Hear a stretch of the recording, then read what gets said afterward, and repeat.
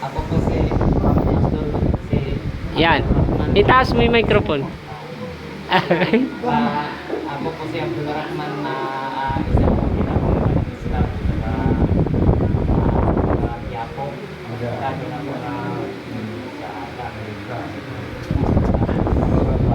isa po akong Itaas mo yung microphone para marinig. Itaas mo.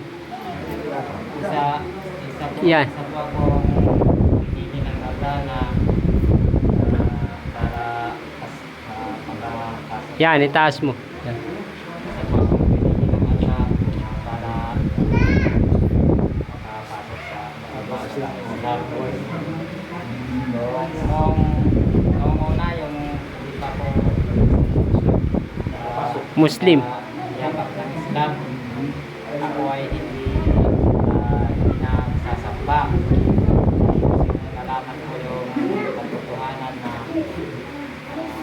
yung nagsasamba ang limang haligi sa Islam, yung nalaman ko ang Shahada. shahada time, tsaka yung yun sa tuwing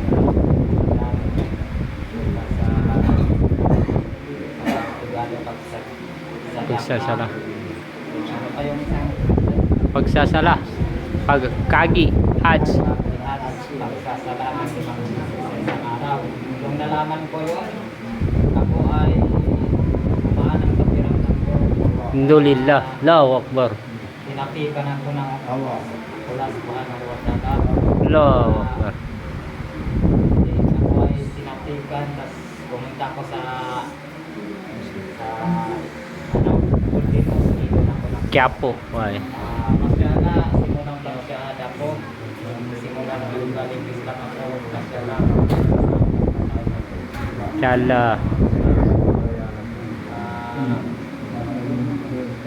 Yung pag kahit ako ay nagpalipulog na, dahil sa trabaho, hirap po ako. Hindi ako nakapag-aral nung time ako. Ngayon lang ako nakapag-aral. Ngayong taon na yan. Why? Yung time na yan, binaliwala ko kahit ako ay balik Islam. Natrabaho ko yung minsan isang araw, nakakadalawa lang ako magsasapa. Allahu Akbar. Yung sa loob ng 2 taon, hindi ako mahilig sa mga